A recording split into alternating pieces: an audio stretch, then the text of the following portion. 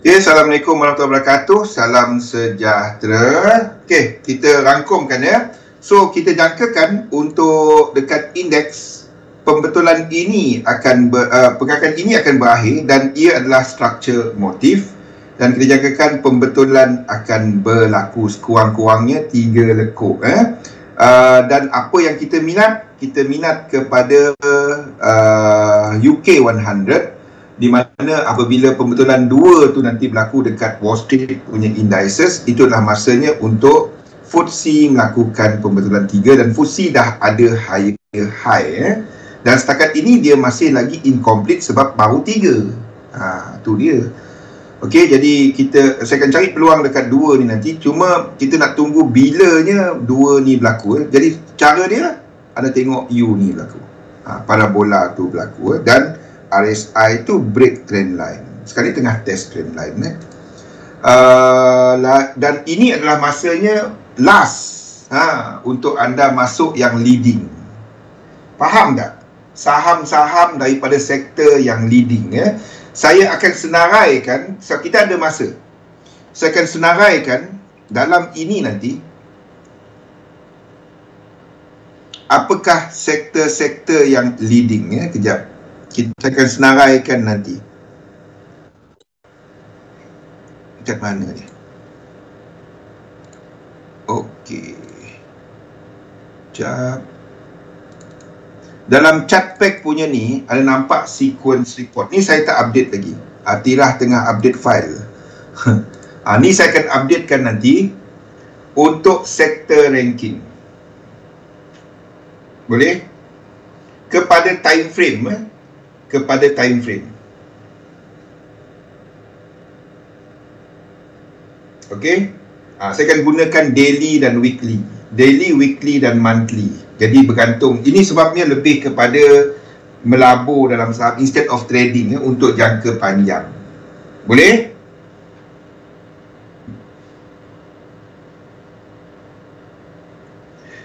Faham tak apa yang kita akan letakkan kat sini?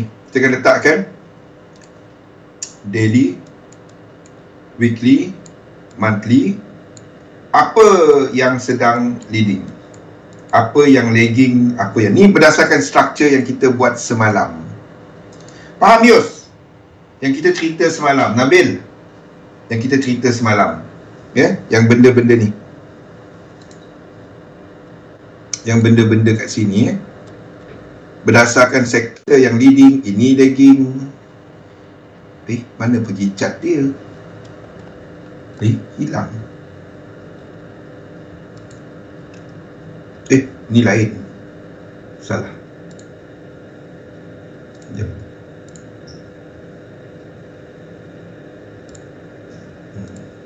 Okey. Yang ini apa yang leading, apa yang lagging. Okey, ini lagging. Ini lead. Dia dah ada pecahan. Boleh? Ini pun lagging, baru 1. Ini lead. 1, 2, 1. Ini dah lead communication. Financial. Ini belum. Ini concurrent. XLI. Ini belum break atas. Ini concurrent. Saya tengok apa? Saya tengok benda ni. Daripada bawah ni 1, 2. Kalau dia dah break high ini, itu lead. Kalau dia belum break high, itu adalah lagging. Itu adalah concurrent. Kalau dia baru 1, itu lagging. Itu je. Structure. XLU. Ini adalah, ini 2. Ini tak ada ke bawah. Tapi belum nampak dia punya ni. Jadi kita letak 2 dulu lah. Kalau yang lain buat correction, ini masih boleh buat 2. Ini adalah lagging. Baru 1. Utility. XLB belum break high. Ini concurrent. XLRE. Ini concurrent. XLE. Ini leading. 1, 2, 1, 2. Boleh tak dibuat dua ke bawah lagi? Boleh. Kalau dibuat dua ke bawah, cari saham dalam energy sector.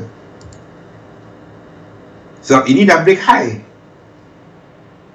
Hopefully lah dibuat ke bawah. Kita nak dibuat correction, baru dapat entry. Dia buat benda ni. Kalau dia buat benda ni kan, then sebab itu saya lukis minyak ke bawah, energy. Then kita masuk kepada saham-saham syarikat dia. Simple konsep, amat simple. Ya Lokman, tanya Lokman.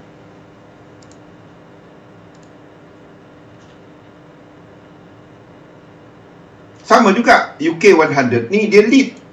Sebab daripada bawah ni 1, 2 dah ada struktur lain. Ini lead.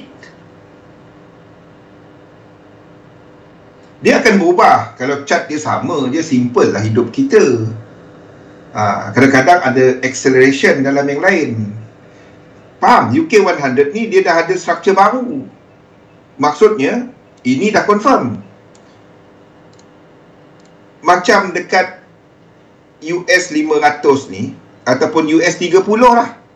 US 30 ni, yang ini dari bawah ni dia baru 1, 2. Ini belum break high. Boleh tak dia buat macam ni? Boleh.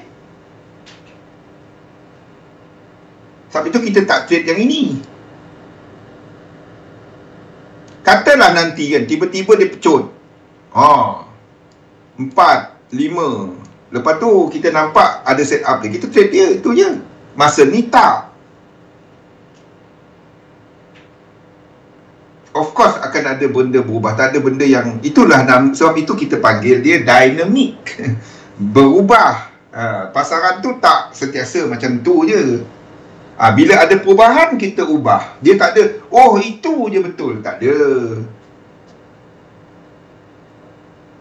Kita tengok struktur. Kalau struktur dia berubah, kita berubah. Tak ada. Sebab itu dalam analisa, anda tak dapat fikir anda je betul. Yang betul market. Kalau market buat macam tu, anda kena ikut market. Sekarang ni market tengah tunjuk apa? Market tengah tunjuk Eropah punya indeks leading. Kita cari bila dia buat dua ni. Nampak? Keluar dekat sini, Atila. Dia buat sekarang juga. Dahsyat. Ni kalau ada employee of the month, dia menang. Boleh Lokman? Apply dia dalam saham. Kalau anda trade dekat saham Malaysia, benda sama. Sama je. Anda trade dalam currency, sama je. Ini tak ada. Ini adalah satu. Tengok AUD-JPY daripada bawah ni. Anda bandingkan yen pair. 1, 2, 1. Ni jangka buat yang besar lagi. Ini maksudnya inilah satu struktur. Macam mana kita tahu satu struktur? Tengok AUD-JPY ni. Anda pergi time frame lagi besar.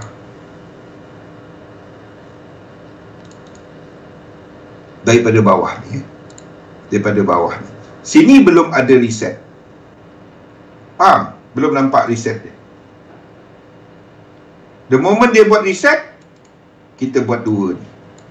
Satu, kita masih struktur yang serupa. Satu. Parabola dekat weekly ni tak nampak. Weekly ni berterabur daripada bawah ni. Kita kira dia berapa lekuk dia. Itu je. Boleh? Benda sama. Apply dia dekat currency, apply dia dekat ni. Anda nak masuk yang leading dahulu. Kalau anda menjangka motif wave. Benda sama. Anda buat ranking untuk yen pair, GJ, AJ, mana satu? EJ ni ada incomplete sequence. EJ ni saya tunggu dekat sini nanti. Dekat dua ni. Sini ada incomplete sequence. Bila ini berlaku, saya nak trade dia. Sebab dia pun leading.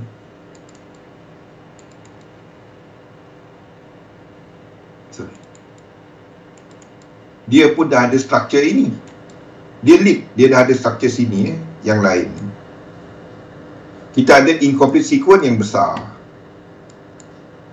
Tak apa, tu jauh lagi. Itu weekly chart, jauh lagi. Satu saya tak cerita, saya belum cerita ni. Dua ni nanti kita akan trade. Boleh? Belum sekarang. Sekarang dijangka masih ada movement ke bawah. Kalau Bank of Japan besok buat lain benda, ini boleh habis ke atas. Boleh naik, dah habis dah, tak ada dah. Kalau Bank of Japan seperti dijangka menaikkan inflasi punya target, ini boleh ke bawah. Okey, bukan untuk sell. A ni tak break low. Kalau A break low, mungkin B itu boleh trade. Okey. So, untuk hari ni saya perhati belum ada apa-apa untuk saya. Market kita sedang menuju ke arah resisten dalam indeks. Pasaran US akan buka pada malam ini. Kanada kita ada data inflation untuk Kanada pada malam ini. Inflasi Kanada tinggi ke rendah? Macam mana nak tahu inflasi Kanada tinggi ke rendah? Malam ni kita akan ada data CPI untuk Kanada. Data CPI ni adalah untuk bulan lepas punya data. Macam mana kita nak tahu dia tinggi ke rendah? Ingat tak apa yang saya pernah kongsikan dahulu untuk Kanada ni? Macam mana nak tengok data dia?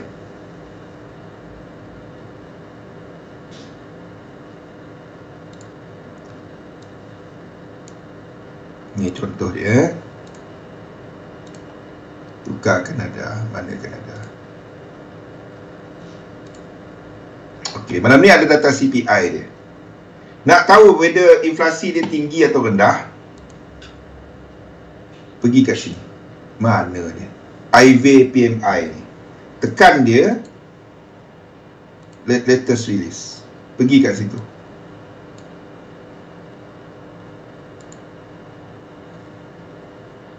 Okey. Tengok kepada prices punya data. Prices. Kalau kita tengok, data dia lebih tinggi untuk bulan 12. Ni dia punya chart. Macam mana nak tekan, nak detail dia ni? Price. Okey, pada bulan lepas. Jadi disebabkan itu, untuk bulan lepas kita jangkakan bahawa untuk CPI Kanada pada malam ini mungkin mengejutkan ke atas. Mungkin. Boleh?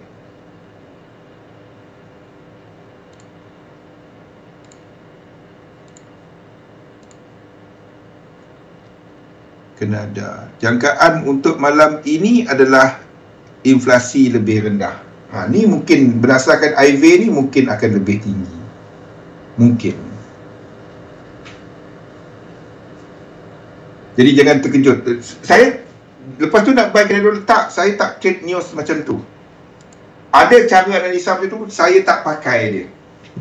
Sebab kalau ada setup dekat technical, then baru masuk. Bukannya tunggu news, terkuat, tekan. Don't trade that way. Apa yang saya boleh nasihatkan kepada anda adalah, kalau anda ada teknik untuk trade news, pakai. Tapi kalau anda trade jenis tekan, news bagus, tekan. Jangan buat benda tu. Tolong jangan buat benda tu. The thing is, 10 kali, mungkin 2-3 kali kita betul. Yang lain tu kita salah. Masalahnya yang betul tu dia kita ingat. Yang salah tu kita tak peduli. Kita ingat cuma yang bagus saja. Itu memang nature manusia. Jangan buat. Kalau ada technical untuk trade news, macam ni biasanya, macam ni kita akan letak limit order, akan letakkan order apabila keadaan ini berlaku, dan anda pakai. Itu teknik. Tapi kalau ada trade jenis tekan, jangan. Sebab nak set stop loss, nak set TP tak dapat. Tak ada open TP, open SL, habis. Boleh? Di sinilah kita beralih kepada topik kita, iaitu pembentukan minda pedagang atas talian, ya. Buat benda ni, try buat benda ni. Jadikan trading ni sebagai satu kaedah untuk anda membina ataupun mengumpul harta. Jangan cuba untuk kaya dengan trading.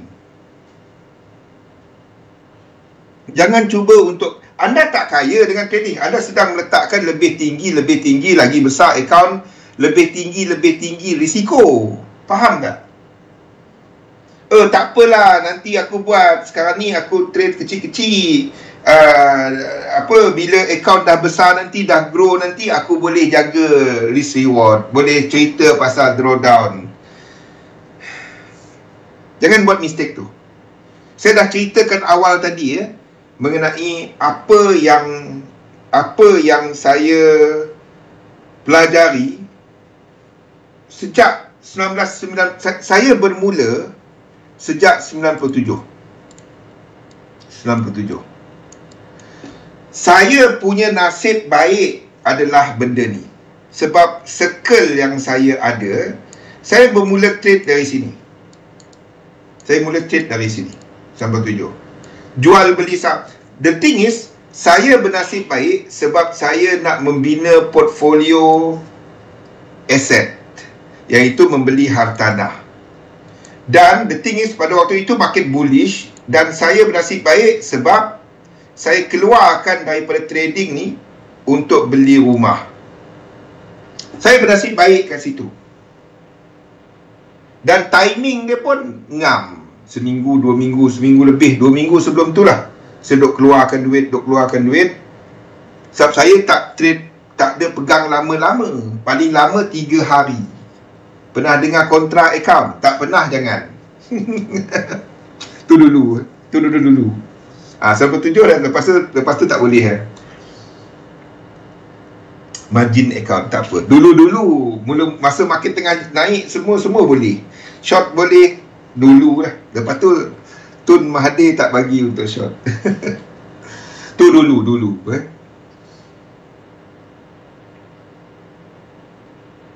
Okey. Saya bernasib baik sebab circle saya, kawan-kawan saya membeli rumah, membeli tanah. Saya pun berminat. Keluar duit, yang ada duit ni je, ada duit lain. Saya bernasib baik kat situ. Apa yang saya pelajari? Masalahnya, bila kita bercakap mengenai kaya dengan trading, tak. What you want to do dalam trading adalah anda cuba untuk membina jadi income generator. Faham tak? Tapi anda tak kaya dengan trading.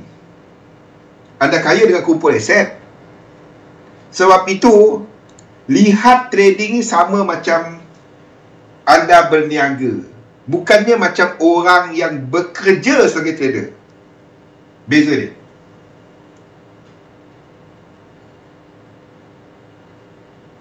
Tak. 97 US market, saya banyak keluar daripada 1999 saya mula belajar pasal commodity market sendiri. Commodity market, dan kenal kepada Wall Street, kenal kepada indeks, kenal kepada saham-saham luar. Start daripada situlah, 1999. 2006 baru kenal Forex. 2006 tu pun sebab saya berniaga kereta. Kalau tak tahu apa Forex. Baca Forex kaya, baca Forex kaya. Kita pun kaya, letak 50,000 tak sampai berapa saat habis dia aku. Masuk sebelum NFP. Mana tahu ada apa NFP. Ada dengar Jumaat malam jangan trade, jangan letak. Kita day trade, kita tak peduli benda tu. Waktu tu lah tak tahu. Kita saham Malaysia waktu tu mana tahu pun. Rupanya adalah cerita NFP Jumaat minggu pertama awal bulan kan. Jangan, mana tahu. Okey, keluar daripada kepompong ini. Ini bukan anda. Ini bukan anda. Ni soalan-soalan yang biasa ditanya. Teknik ni sebulan dapat berapa? Teknik ni sebulan dapat berapa persen? Tu bahagian sini. Anda tak buat bahagian sini. Anda buat bahagian sini. Sama macam berniaga, anda kena faham ada turun, ada naik, ada turun, ada naik. Kalau orang cerita naik je, lari jauh-jauh. Sama macam berniaga, anda kena lihat diri anda sebagai pelabur, di mana anda melabur kepada sistem trading. Bukan anda trade. Jangan pandai trade. Anda belajar trading. Jangan belajar satu. Belajar few sistem. Cari apa anda tahu. Dia tak ada teknik yang semua orang boleh pakai. Oh, 3711. Kalau anda seorang yang memang tak boleh tunggu, memang jenis nampak cat tekan, nampak cat tekan, nampak cat member pun tekan, bertumbuk engkau. Itu tak dapat. Sistem ni tak sesuai kepada anda. Anda cari teknik yang tekan punya. Faham? Saya tak ada teknik tu.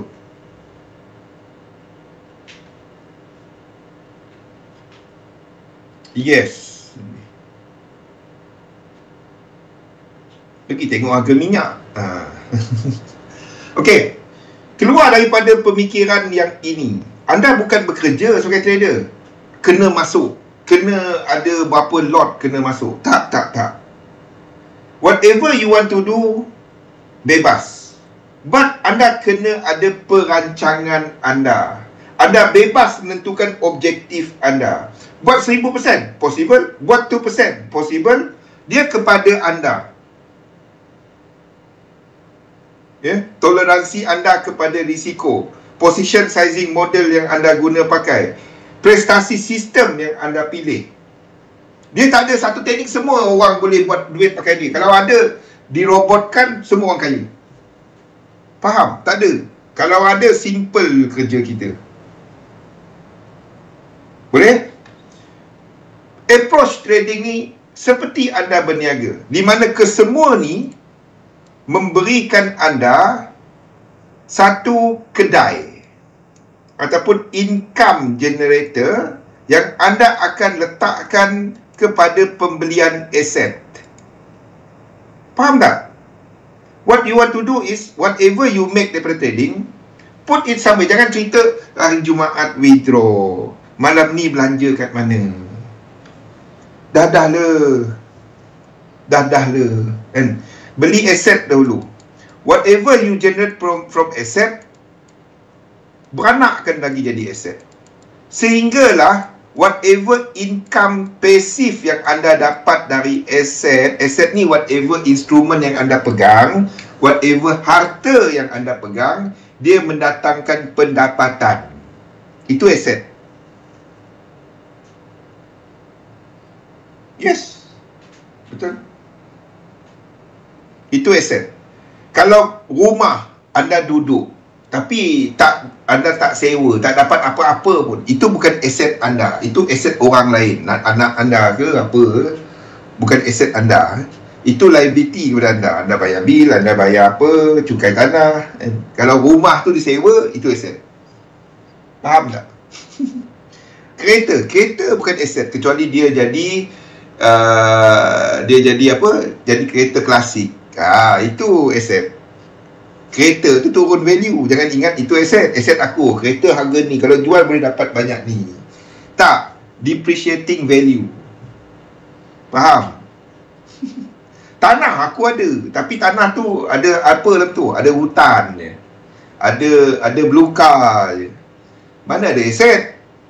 Kalau hutang lagi, itu masih liability. Kalau tak ada hutang pun, tanah tu, itu tak ada apa, anda bayar cukai tanah. Faham? Mungkin ada value dia naik, kalau dia naik lah. Dan itu anda boleh tambah sebagai aset. Kalau dia ada kenaikan. Itu pun dia tak cair. Faham? Mana boleh rumah, saya nak beli ayam lah, 2 kilo. Rumah ni anda ambil tiang dulu. Faham? Kena faham, aset pun ada jenis-jenis dia. Ada yang liquid, illiquid kan. Suatu bukan saya tak kata jangan melabur dalam hartanah. Melabur dalam hartanah. Ramai orang kaya dengan melabur hartanah. Tetapi kena faham, anda gunakan duit yang anda boleh tak ada dia pun tak apa. Boleh? So, sebagai seorang pedagang atas talian, retail, runcit, jadikan dia satu income generator, satu kedai yang anda guna pakai, anda berniaga kat kedai tu, instrumen-instrumen kewangan, currency ke, komoditi ke, saham ke, indeks ke, whatever yang anda dagangkan, dan lagi, yes, ingat Robert Kiyosaki. Ya, Robert Kiyosaki. Robert Kiyosaki mungkin model dia ada yang sesuai, ada yang tak sesuai kepada situasi kita, region kita dan local law. Tapi the concept is there.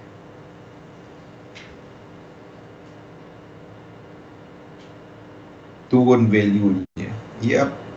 Okay, so jadikan trading ni sebagai satu income generator.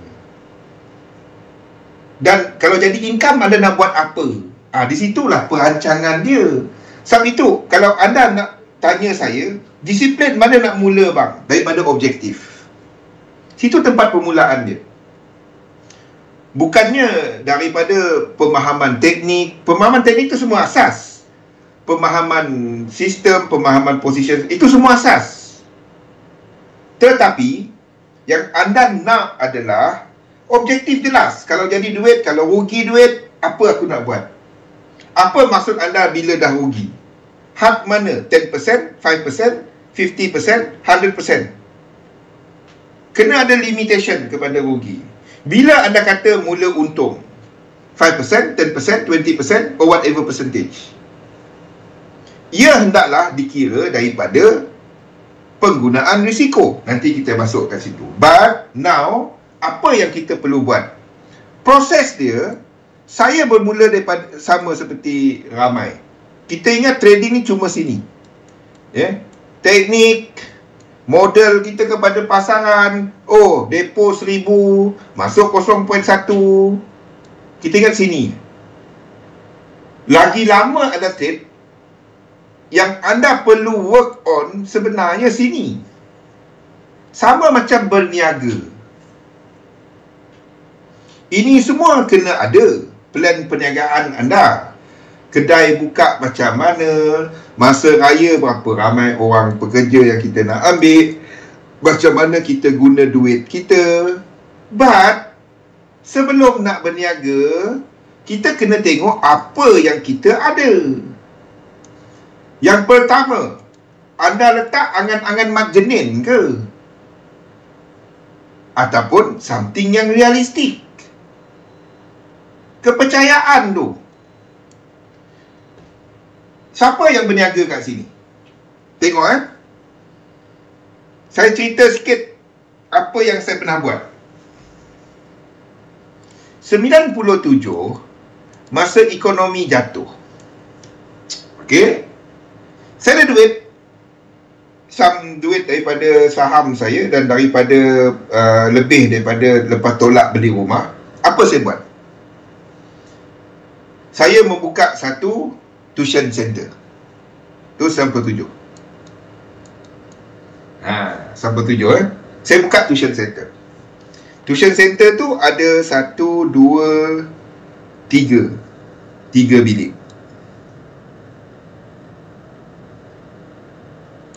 Okey, 3 bilik. Okey.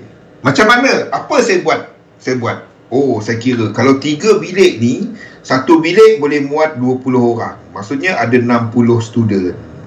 Kita akan operate, ni form 1, form 2 sebab dia sekolah petang. Depan tu ada sekolah. Ada 3 sekolah area tu. Sekolah petang, jadi pagi kita boleh start pukul 10 sampai 12. Okey, atau 9 sampai 11. Belah petang pula kita ada 3 sampai 5. Malam pula dari 8 sampai 8 sampai 10 ataupun 7 sampai 9. Okey. Kita darabkan jumlah student ni dengan berapa fee tuition. Okey, saya punya fee tuition katalah kalau genap semua ni kita dapat 20,000. Oh, lepas tu kita terus fikir, okey, tolak gaji cikgu, saya employ cikgu, saya sediakan tempat. Itu yang saya nak buat waktu tu. Ambil cikgu ada 6 orang ataupun 5 orang. Kita kira semua ni, apa kita buat? Siapa pernah buat bisnes? Anda akan kira macam ni. Kita buat maksimum, macamlah income tu terus maksimum. 20,000 tu memang sure dapat. Oh, kita bayar sewa, kita bayar cikgu, kita bayar elektrik, kita bayar apa-apa semua ni. Oh, sini adalah 8,000. Contoh sahaja. Dan kita bersih 12,000. Kita kira maksimum, betul tak? Untuk sustain dia, kita akan tengok berapa minimum student yang kita ni. Yes, Kimi buat perfume, contoh, sebenarnya sama. Okey, ni kos aku, ni harga jual. Aku akan buat berapa perfume? 100 perfume. Okey, kira kos apa semua ni. Sambil tu kita tambah untuk advert, kita tambah untuk whatever lah. Nak bayar personality TikTok or whatever lah, influencer. Macam kita terus dapat jual 100.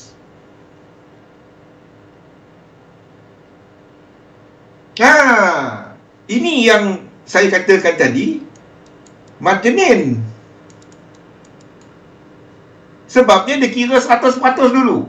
Tapi kebanyakan orang bila start bisnes, bermula, mistake pertama, kita dah buat mistake pertama kat situ. Kita kira yang maksimum. Kita baru buka, yes, ada masanya bagus, ada masanya tak bagus. Tapi bila kita baru buka, kita ingat terus bagus. Betul tak? Betul tak apa saya kata ni?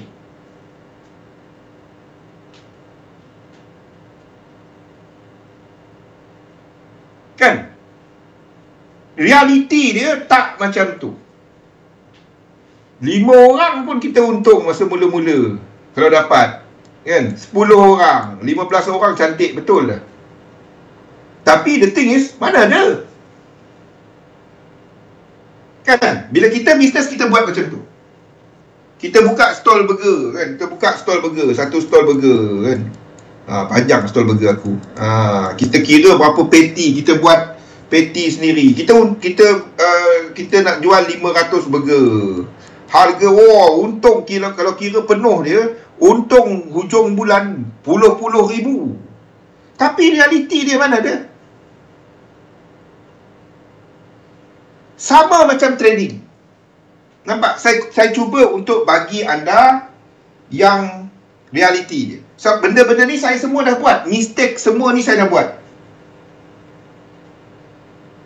Ya, itu yang saya katakan margin. Sama macam trading. Kita tengok, wah, dia tu buat 1000%. Teknik A, wah, 1000%. Kan, aku pun try, letak 100. Mungkin bulan pertama dapat 1000%. Mungkin, tak mustahil. Tapi realiti dia, jauh. Betul? Sebab itu bab ini paling penting. Sebelum anda nak komit modal dan masa. Nampak tak? Kepercayaan tu. Cerita Mat Jenin dengan cerita realiti. Kalau siapa tak tahu, Sunbi tahu Mat Jenin kan? Angan-angan yang tak apa-apa lah. Mimpi apa? Di siang hari. Ya? Tapi dalam bidang kita ni penuh dengan benda tu. Penuh. Marketing penuh dengan benda ni.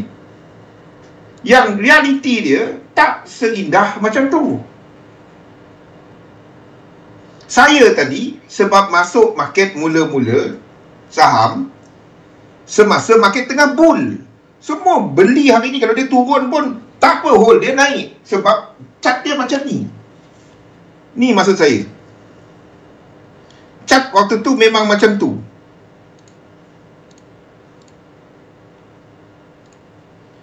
Tak tahu sampai tu.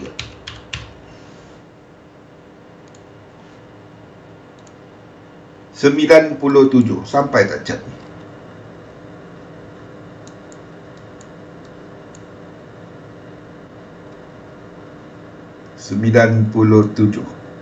Waktu tu. Waktu ni 97. Waktu ni. Waktu sini 97. Chart tu naik. Waktu ni. Ni je. Lepas tu Soros 97. Saya balik awal bulan. Cantik. Naik. Lepas tu nampak? Turun. Habis.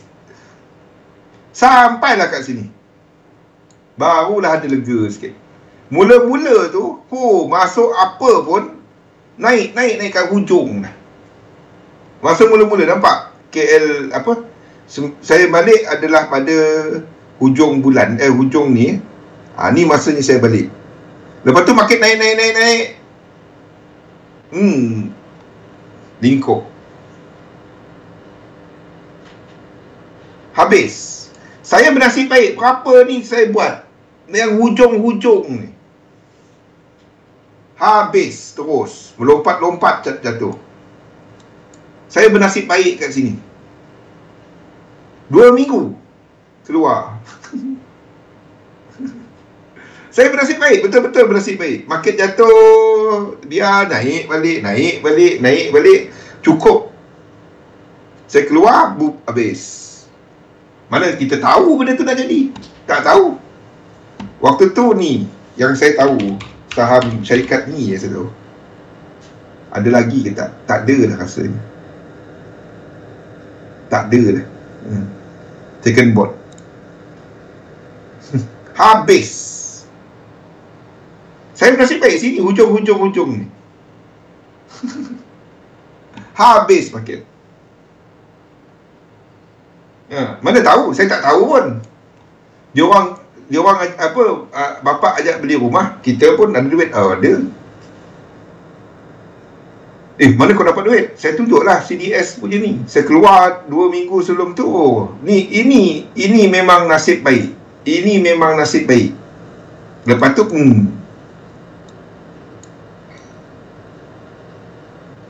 habis. Mana saya tahu benda ni jadi? Nampak? Mana tahu chart ni? Tak faham pun chart ni waktu tu. Mana tahu? Apa yang saya pelajari benda-benda tu? Penetapan kepercayaan tu. Buat yang ni. Seriously. Benda paling penting dalam dagangan kita, bukannya teknik, bukannya market, kita ketahui apa yang anda ada, inventory, lihat dalam diri kita. Penetapan kepercayaan, buat something yang masuk akal kepada anda. Benda tu anda dengar masuk akal tak? Cerita dia 16,000 tadi, 20,000 tadi, boleh dapat ke 20 student tu memang full, 60 student tu full? Mana dapat? Apa yang saya boleh kongsikan? Tahun pertama bila trade, matlamat anda adalah tak rugi. Itu je.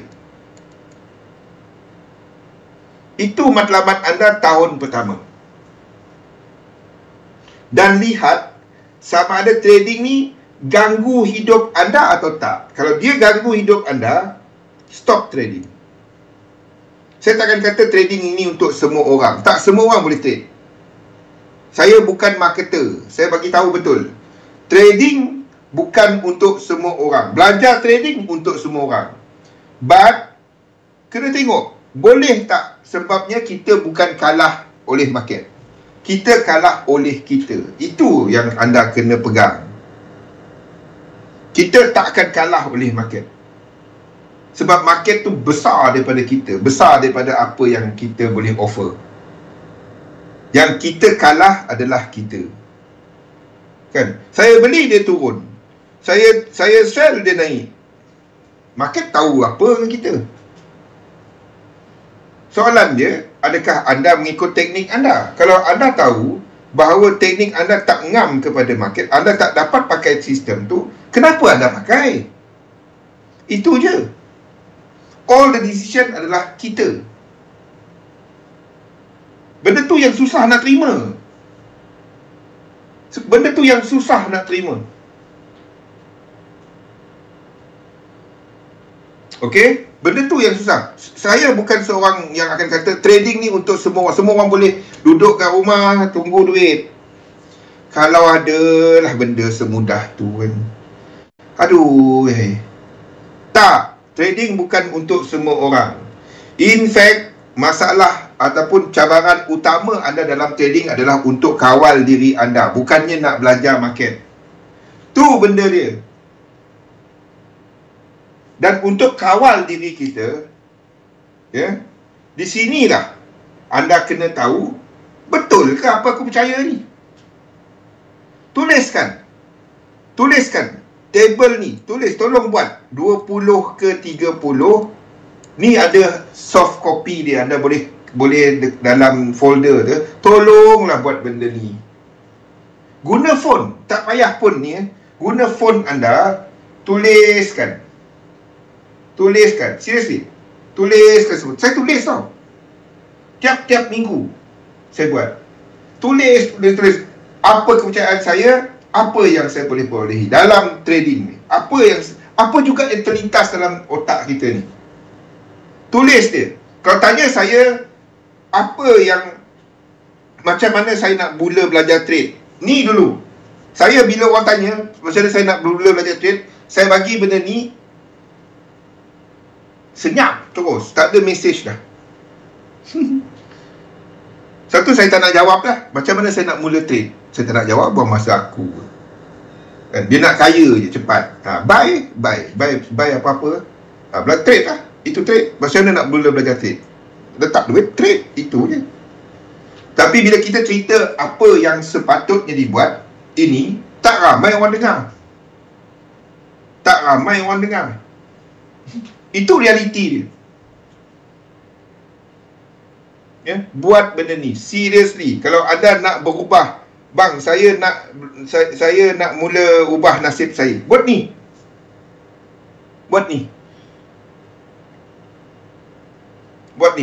Jangan buat yang lain. Buat benda ni. Mindset Andrew Tate saya tak berapa suka lah dia. Dia cakap besar sangat.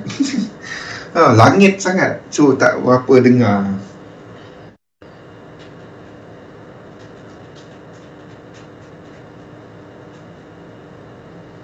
Start buat benda ni. Seriously. Mana start dia? Ni. Buat dia. Saya tak pernah berhenti buat dia. Dari tahun 2011 saya berhenti sekali. Saya berhenti 2014. Saya berhenti 2 bulan.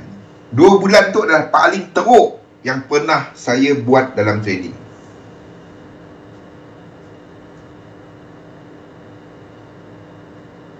Itulah yang paling teruk yang pernah saya buat dalam trading. 2014, 2013.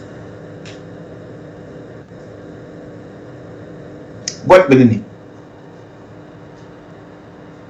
Nak tukar, start dari sini. Bila anda buat benda ni, cukup berapa set dia, anda bahagikan. Mungkin setiap 4 set ataupun sebulan sekali, anda kumpulkan nota-nota anda tadi. Lepas tu tengok apa kepercayaan berguna, apa kepercayaan yang menghadkan anda. Listkan. Tengok balik. Apa yang aku boleh ubah? Macam mana anda boleh benefit daripada yang ini? Ini bukan hanya untuk anda trade. Ini adalah untuk apa-apa juga yang anda buat. Buat dia. Seriously. Yang macam Akashah letak dalam grup, semoga hari ni or whatever lah. Tu adalah ini satu motivation kepada saya. Benda-benda ni. Saya tengok apa yang berguna ni, apa yang saya boleh kuatkan lagi dia. Ini adalah something yang bagi saya keep me grounded. Faham tak? Ada masa kita trade semua jadi, tekan jadi. Ada masanya kita trade semua tak jadi. Dokumen inilah yang keep saya grounded. Dokumen ni, membuat latihan ni, kalau nak tahu, buat dia, anda akan dapati banyak berubah. Cara anda approach trading, cara anda berfikir. Saya setiap hari terima, bang, saya nak belajar trade. Saya akan kata, okey, tengok dekat Linktree. Oh, dekat Linktree tu saya nak masuk Facebook ke, nak masuk Discord ke, nak masuk XM, nak swap ke? Tekan kat situ. Saya sekarang ni dah kira kurang dah saya punya tajam. Kalau dulu saya akan direct, kau ni nak kena suap ke? Saya tak jadi orang, saya bukan orang marketing. Saya langgar je. Sebab saya tahu orang macam tu, saya tak dapat nak debate. Buang masa dia, buang masa saya. Sekarang saya senyap tak nak jawab. Tengok dekat Linktree. Itu saja. Faham?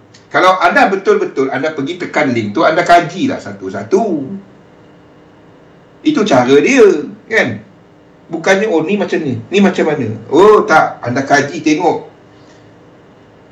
berminat. Kalau tak dapat juga, dan baru tanya. Ni tekan pun tak, apa pun tak, kan? Macam mana? Lepas tu belajar dia. Itu caranya. Bagi siapa macam Kimi dah start mengajar, some of you mengajar, kan? Anda faham apa saya katakan ni? Saya tak suap. Saya rasa saya cukup dah suap, kan? Cukup saya suap. Tapi kalau effort tu tak ada, buang masa dia, buang masa saya. Itu je, kan? Cat ni macam mana nak guna, kau lukis balik, kan? Tak payahlah lukis. Tak apalah, kau pergi tempat lain. Saya simple je. Bukannya kau bayar aku pun. Macam tu je. Buat, seriously, buat latihan. Anda akan dapati cara anda berfikir lain. Seriously. Okay? Setiap 4 kali ataupun sebulan sekali. Saya buat setiap minggu. benda ni. Thank you, Rosli. Lepas tu saya listkan. Saya masih buat 2011, saya pernah berhenti jauh ke laut. Saya. Lepas tu start balik kepercayaan tu, Daripada situ anda start untuk berfikir kepada objektif anda.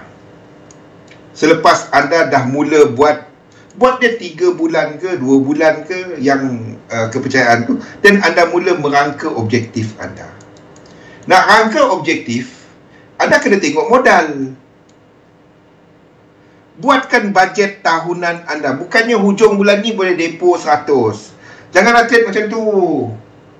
Bila anda tahu modal anda sebenarnya untuk berniaga ni dah ada ataupun tak ada, akan dikumpul, itu nominal. Dah ada, itu nyata, modal yang dah ada. Saya ada duit bonus, saya ada duit simpanan, saya ada duit apa. Lepas saya buat bajet saya dapati saya ada banyak ni untuk setahun. Okey, daripada situ anda letakkan apa sebenarnya toleransi anda kepada risiko. Dia kepada equity tu, dan setiap ni bergantung kepada individu. Dia tak sama. There's no one who can tell you trade 2%, trade 5%, trade 0.1, trade 0.2. Tak ada. Cuma anda yang tahu apa yang sesuai kepada anda.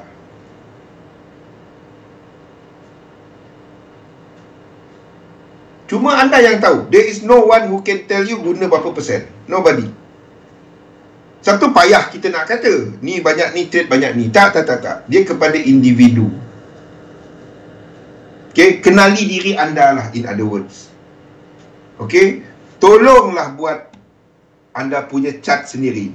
Bukan main kau pergi Dow Jones tu, chart dia sampai 1 saat pun kau complete.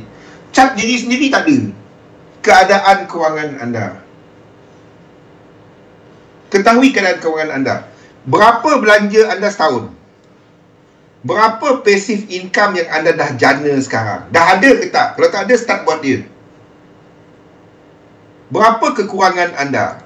Daripada sini anda tengok modal anda dan anda fikir berapa lama masa untuk aku cover. Daripada barulah cerita pasal financial freedom. Financial freedom bukan dari trading. Trading tu kepada menjana aset. Daripada aset barulah cerita pasal pasif. Daripada pasif barulah cerita pasal financial freedom. Ini tak, saya trade boleh buat 2,000 sebulan, saya dah boleh berhenti kerja sebab dah financially free. Mana ada? Mana ada? Saya pakai robot je bang. Tiap bulan boleh buat 10-15%. Tiap bulan tak ada. Ada naik, ada turunnya. Okey, ketahui keadaan kewangan anda. Barulah cerita pasal benda-benda ni. Dari situ barulah anda dapat membina objektif. Berapa sasaran, berapa had kerugian, jangka masa, dan test out sistem. Pergi ke demo, test out, boleh tak dia buat teknik ni, berapa R dia, berapa R dia, risk, return over risk dia, berapa. Teknik ni boleh, kalau trade satu entry pakai teknik ni, berapa average dia. Dia data-data ni cuma dapat diperolehi dalam satu jangka masa. Dia dan prestasi any sistem dia takkan sama dua individu. Even anda pakai dua broker berbeza. Faham?